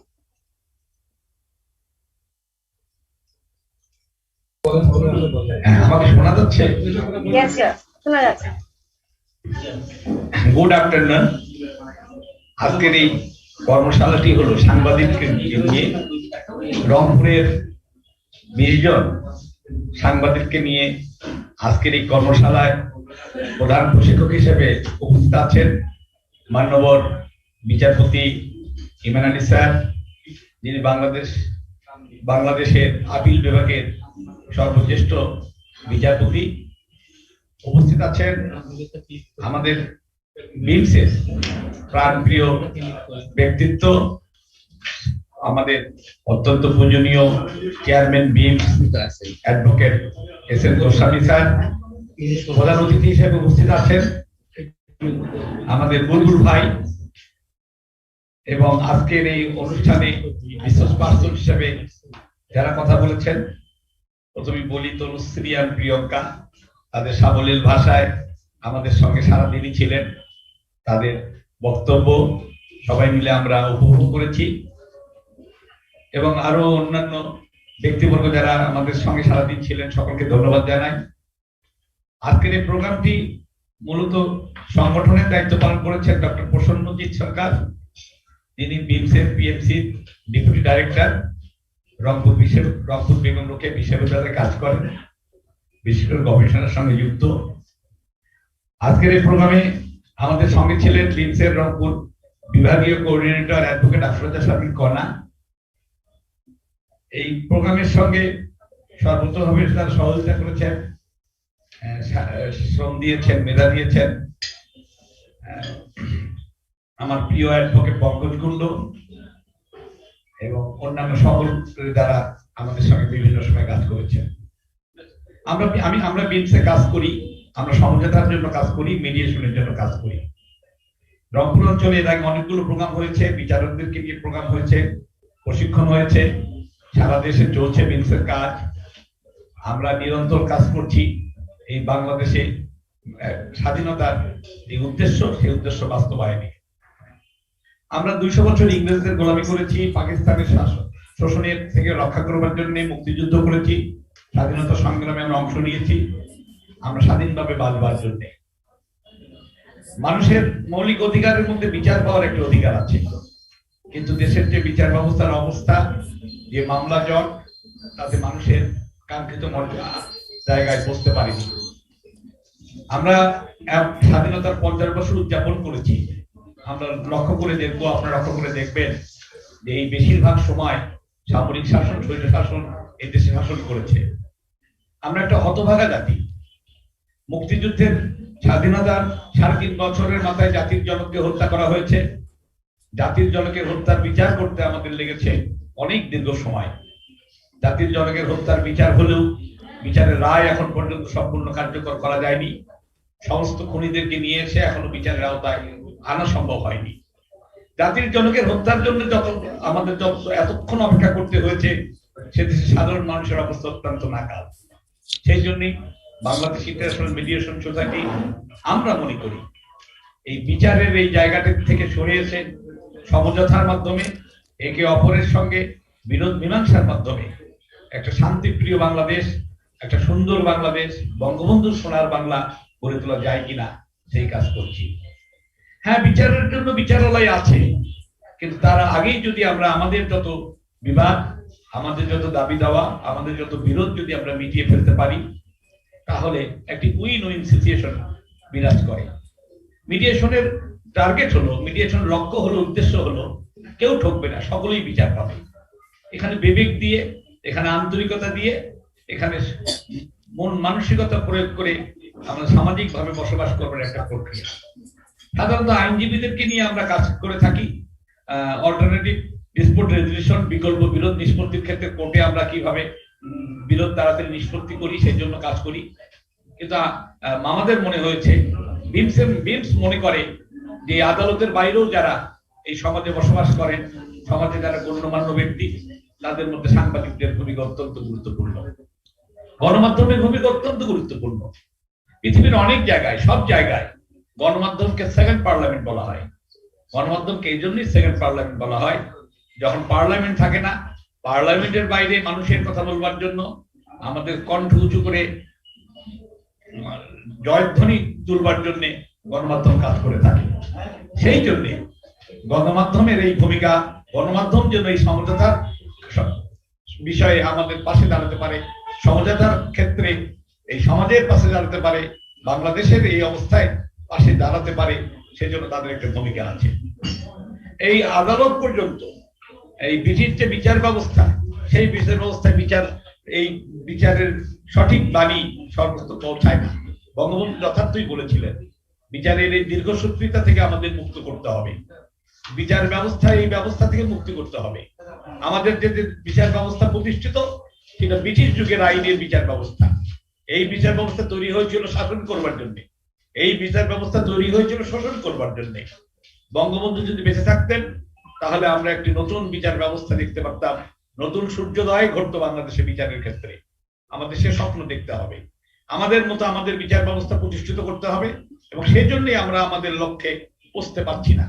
সেই জন্য এই অবস্থায় সাংবাদিকদের ভূমিকা অত্যন্ত গুরুত্বপূর্ণ। এটা একটা আমরা জানি যে বঙ্গবন্ধু বেঁচে নেই, বঙ্গবন্ধুকে নির্মমভাবে হত্যা করা হয়েছে। আজকে ক্ষমতায় বঙ্গবন্ধু কন্যা, বঙ্গবন্ধুর তনয়া জননেত্রী শেখ হাসিনা। আমরা নৈরাশ্যবাদী নই, আমরা স্বপ্ন দেখি শেখ হাসিনার নেতৃত্বে আবার সূর্য উঠবে, আবার জমবে খেলা, বটতলা হাটখলা, আমাদের মতো আমাদের স্বশাসনের জন্য বিচার ব্যবস্থা গড়ে উঠবে, এবং সে স্বপ্ন তিনি দেখেন, সে স্বপ্ন তিনি দেখান। শেখ হাসিনার বাবার পিতৃহত্যার বিচার তিনি করেছেন এত দীর্ঘসূত্রিতায়, সেই জন্য সকল মানুষের বিচার ব্যবস্থায় ন্যায় বিচারের জন্য নিশ্চয় আগামীতে তিনি ভূমিকা রাখবেন, আমরা বিশ্বাস করি। আমরা সমঝোতার কথা বলি, সমঝোতার কথা বলি নিজেদের সামান্য বিরোধের ক্ষেত্রে, কিন্তু সমঝোতার কথা বলি না স্বাধীনতার ক্ষেত্রে, সমঝোতার কথা বলি না আমার পতাকার ক্ষেত্রে, সেখানে কোনো সমঝোতা নাই। স্বাধীনতা বিরোধীরা এই দেশে শাসন ব্যবস্থা কেড়ে নিতে চায়, স্বাধীনতা বিরোধীরা সর্বত্র তাদের আসন কাটতে চায়, সেদিকে আমাদেরকে সতর্ক থাকতে হবে। মুক্তিযুদ্ধের চেতনায় এই দেশে বিচার ব্যবস্থা গড়ে তুলতে হবে, মুক্তিযুদ্ধের চেতনায় বাংলাদেশের একটি অর্থনৈতিক অবস্থা তৈরি করতে হবে, সেজন্য সকলের সঙ্গে সাংবাদিকরা গুরুত্বপূর্ণ ভূমিকা পালন করতে পারে। আমাদের মিজান ভাই যে মিডিয়েশন প্রমোটিং এর জন্য অনেক কাজ করেছেন, সেজন্য তাকে আমরা অ্যাওয়ার্ড দিয়েছি। অ্যাওয়ার্ড দেওয়ার অর্থ হলো উৎসাহিত করেছি। এই মিজান আহমেদের সঙ্গে আজকে সকল ওই রকম ভাবে তেমনি ভাবে যেন সকল সাংবাদিকরা কাজ করে, সেজন্য আগামী বছর আমরা অ্যাওয়ার্ড দেব। এই বিষয়ে গোস্বামী স্যার গুরুত্বপূর্ণ পালন করবেন। আজকে অত্যন্ত সময় শেষ, বলবার অনেক কিছুই ছিল, এ বলা হবে, কথা হবে, দেখা হবে আগামী দিনে আমাদের এই মিডিয়েশন প্রমোটিং এর ওয়ার্কে আপনাদের সকলের সঙ্গে। না, আমি এই বলে আমার বক্তব্য শেষ করছি। জয় বাংলা, বাংলাদেশ দীর্ঘজীবী হোক। ধন্যবাদ সকলকে। Thank you very much for your kind words, sir. It was honored having your presence with us. Thank you very much. Now that we are heading almost towards the end of today's event, but before that, I would like to request Dr. Prasannajit Sarkar, Deputy Director of People's Mediation Center, Bangladesh, for the closing remarks. Sir, can we have few words from you? Am I visible? Yes, sir. This is Dr. Prasannajit Sarkar, Sir? Research and Training Institute, Mediation University, Rangpur, and Deputy Director, People's Mediation Center. I would like to present closing remarks in our domestic language. Shubha Apurana. Workshop on mediation for journalists, আন্তর্জাতিক পর্যায়ে আজকে Washington people meditation সেন্টারের পক্ষ থেকে সবাইকে অসংখ্য ধন্যবাদ। Dr. Sarkar, you are not visible. Yes, now you are visible. বিশেষ করে এতক্ষণ ধৈর্য সহকারে সময় দেওয়ার জন্য প্রথমত আমি অ্যাডভোকেট খন্দকার রফিক হাসনাইন এবং অ্যাডভোকেট আফরোজা শারমিন কণা বিএনপির এত বড় প্ল্যাটফর্মের সাথে আমাকে পরিচয় করিয়ে দেওয়ার জন্য কৃতজ্ঞতা জ্ঞাপন করতে চাই। তারপরে বিএনপির উন্নয়নের জন্য অত্যন্ত শ্রদ্ধেয় এস.এন. গোস্বামী স্যারের প্রতি আন্তরিক কৃতজ্ঞতা, মাননীয় প্রধান প্রশিক্ষক ও প্রধান অতিথি মহোদয়গণ সহ বিএনপির সকল সদস্য শুভেচ্ছা ও অভিনন্দন। আজ আপনাদের সবার সাথে পরিচিত হতে পেরে আমি নিজেকে অত্যন্ত সম্মানিত এবং ভাগ্যবান মনে করছি। সংক্ষেপে পিএলসির ইতিহাস। প্রাচীন ভারত, যেখানে গ্রামীণ প্রবীণরা গ্রামবাসীর মধ্যে স্থানীয় বিরোধিতার মধ্যস্থতা করতেন। সংক্ষেপে 1947 সাল পর্যন্ত বাংলাদেশের নাম ছিল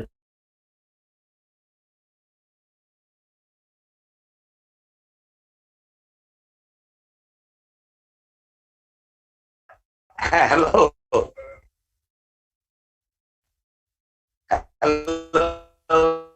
You are muted. Please unmute.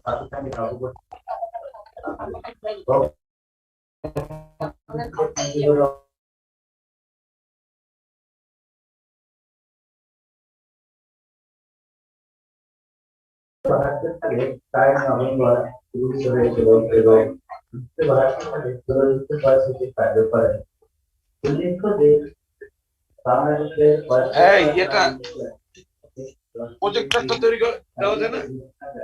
প্রজেক্টরটা এখন নেই।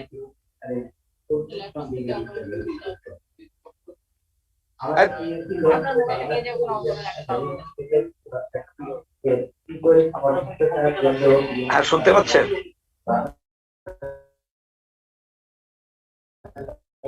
স্পষ্ট না স্যার, স্পষ্ট না। বিদ্যুৎ চলে গেছে স্যার।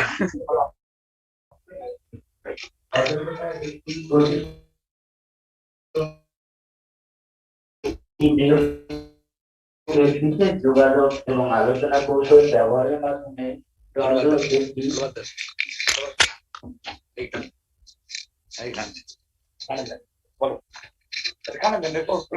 দ্বন্দ্ব একটি নিরপেক্ষ তৃতীয় পক্ষের বিশেষ যোগাযোগ এবং আলোচনা কৌশল ব্যবহারের মাধ্যমে দ্বন্দ্ব বিরোধিতার দলগুলি বিতর্ক পরিচালনা করে। মধ্যস্থতাকারী সক্রিয়ভাবে অংশগ্রহণের জন্য উৎসাহিত করা হয়। বিচারপতি মোহাম্মদ আশরাফুল কামাল তার এক গবেষণায় বলেন, সংবিধানের অনুচ্ছেদ 27 মোতাবেক সব নাগরিক আইনের সমান আশ্রয় লাভের অধিকারী, যা নাগরিকের অন্যতম মৌলিক অধিকার। কিন্তু বাস্তব সত্য হলো এদেশের বেশিরভাগ নাগরিক আইনের সমান আশ্রয় লাভের অধিকার থেকে বঞ্চিত। কেননা আদালত বেশিরভাগ নাগরিক আইনের সমান আশ্রয় লাভের অধিকার থেকে বঞ্চিত। কেননা আদালত কেন্দ্রিক আমাদের বিচার ব্যবস্থা এত জটিল এবং প্রচুর সময় অর্থ সাপেক্ষ যে সাধারণ মানুষ আদালতের দরজায় পৌঁছতে পারে না।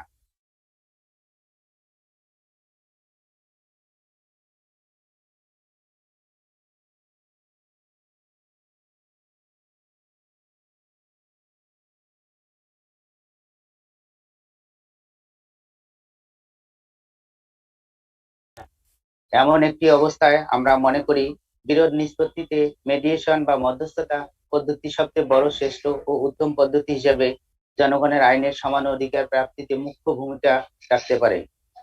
পিএমসির চলমান গতি বৈশ্বিক করোনা পরিস্থিতি থামিয়ে রাখতে পারেনি, তবে এর পেছনে যাদের গুরুত্বপূর্ণ অবদান রয়েছে তাদের প্রতি আমরা কৃতজ্ঞতা প্রকাশ করছি।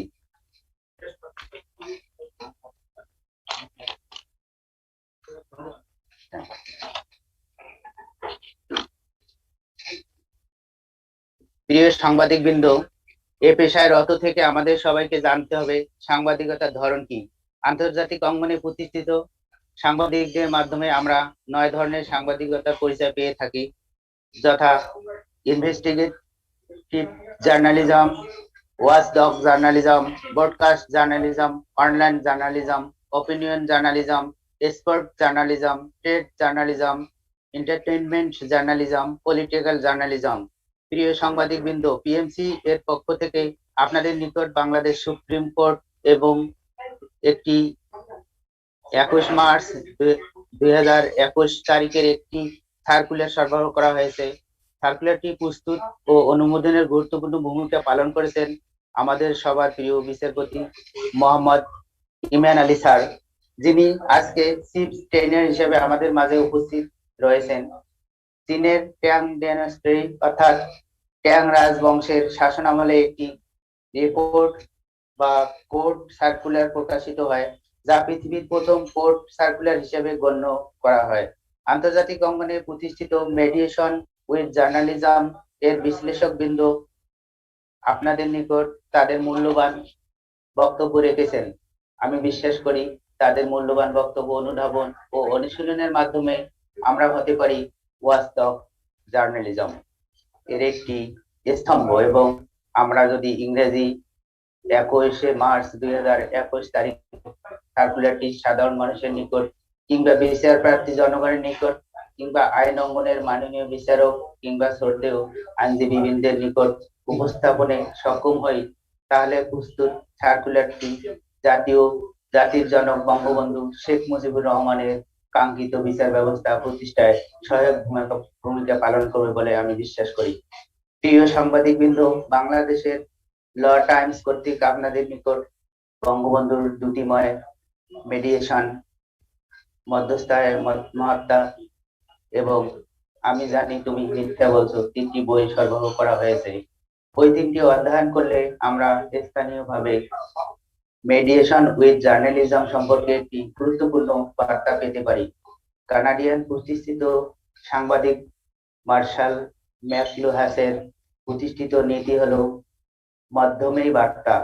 তাহলে প্রারম্ভিক বক্তব্যে আমার প্রশ্ন মাধ্যম না বার্তা কোনটি মুখ্য?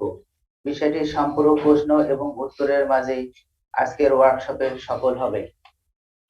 প্রিয় সাংবাদিকবৃন্দ, সাংবাদিকতার ধরনসমূহ প্রতিষ্ঠিত নীতিমালার আলোকে আমরা যদি আত্মস্থ করতে পারি, তবে জনগণ কি নিয়ে চিন্তা করবে, কি নিয়ে কথা বলবে, সেটা গণমাধ্যম ঠিক করে দেয়।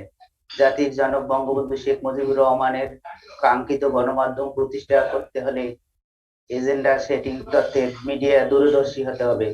জাতির জনক বঙ্গবন্ধু শেখ মুজিবুর রহমান ছিলেন বিশ্বের শ্রেষ্ঠ এজেন্ডা সেটিং তত্ত্বের মিডিয়া দূরদর্শী যোগাযোগবিদ। জাতির পিতার কাঙ্ক্ষিত স্বপ্ন বাস্তবায়নের আশা ব্যক্ত করে অনুষ্ঠানের অংশগ্রহণ করার জন্য পিএমসির পক্ষ থেকে সবাইকে অসংখ্য ধন্যবাদ। অনুষ্ঠানের সকল ব্যর্থতা আমাদের এবং এর সাফল্য বা পরিপূর্ণতা আপনাদের। সবাইকে অসংখ্য ধন্যবাদ। Thank you, Dr. Prasanjit, for your humble closing remarks on today's event. And I would like to thank each one of you for being such an amazing audience and for patient hearing. This event wouldn't have been successful. I wish you every success and good health on behalf of Beam's family. With this, we conclude today's event. Good evening, ladies and gentlemen. Thank you.